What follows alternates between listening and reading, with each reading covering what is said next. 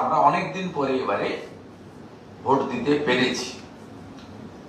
তাই আমাদের পরিষ্কারভাবে বক্তব্য যে ইলেকশন কমিশন গাইডলাইন এসওপি বানিয়েছিলেন গোটা ভারতবর্ষের জন্য, পশ্চিমবঙ্গের জন্য ভবিষ্যতে আলাদা এসওপি না বানালে এখানে কখনোই সংখ্যায় পর্যাপ্ত পরিমাণ কেন্দ্রীয় বাহিনী দেন আর মিলিটারি দেন। পশ্চিমবঙ্গের ক্ষেত্রে আলাদা করে ভারতবর্ষের সংবিধান প্রদত্ত ক্ষমতা অনুযায়ী যে body, independent body, election commission কখনোই এখানে রক্তপাতহীন, মৃত্যুহীন, ত্রুটিমুক্ত, অবাধ, গণতান্ত্রিক, বহুদলীয় প্রার্থীদের অংশগ্রহণে নির্বাচন পশ্চিমবাংলায় কখনোই 100% ত্রুটিমুক্ত হবে না।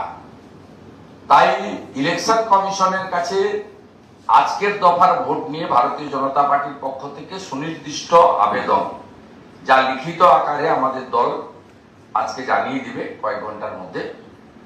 সেটা 1 নম্বর আবেদন, যে সমস্ত বুথ কেন্দ্রে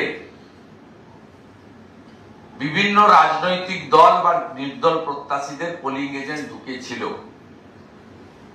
ভোটের সিলিং এর সময় তারা ছিল না বা তাদেরকে সকালবেলা বের করে দেওয়া হয়েছে, সেই বুথের ক্ষেত্রে ইলেকশন কমিশনকে ব্যবস্থা নিতে হবে।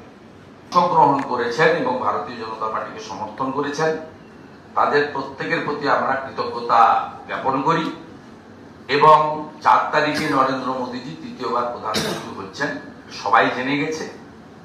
আসুন ওই দিন আমরা অন্যের বিরক্তির কারণ না হয়ে নরেন্দ্র মোদীজিকে তৃতীয়বারের প্রধানমন্ত্রী করার সেলিব্রেশনে বা মহোৎসবে অংশগ্রহণ করি।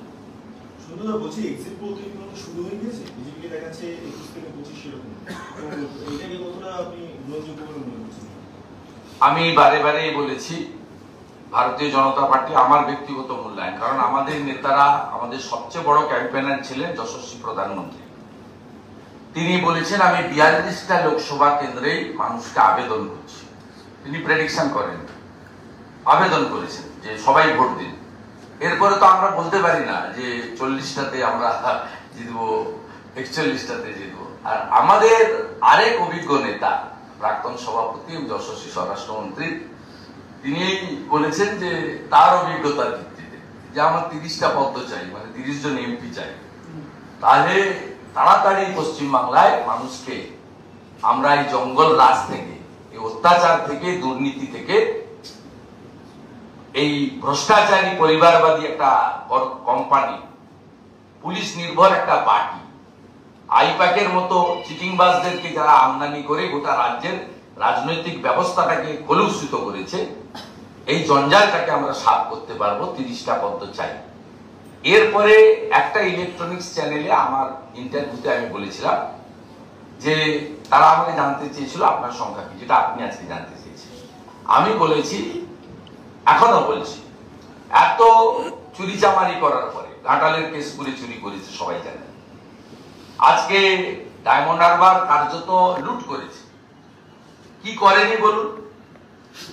তারপরেও আমি বলি, সেদিনও যা বলেছিলাম একটা ইলেকট্রনিক্স চ্যানেলকে বহুল প্রচারিত, আজকেও বলি যে আমরা তৃণমূল কংগ্রেসের থেকে আসন সংখ্যার নিরিখে বেশি থাকি। এটা আমার ব্যক্তিগত অবজারভেশন।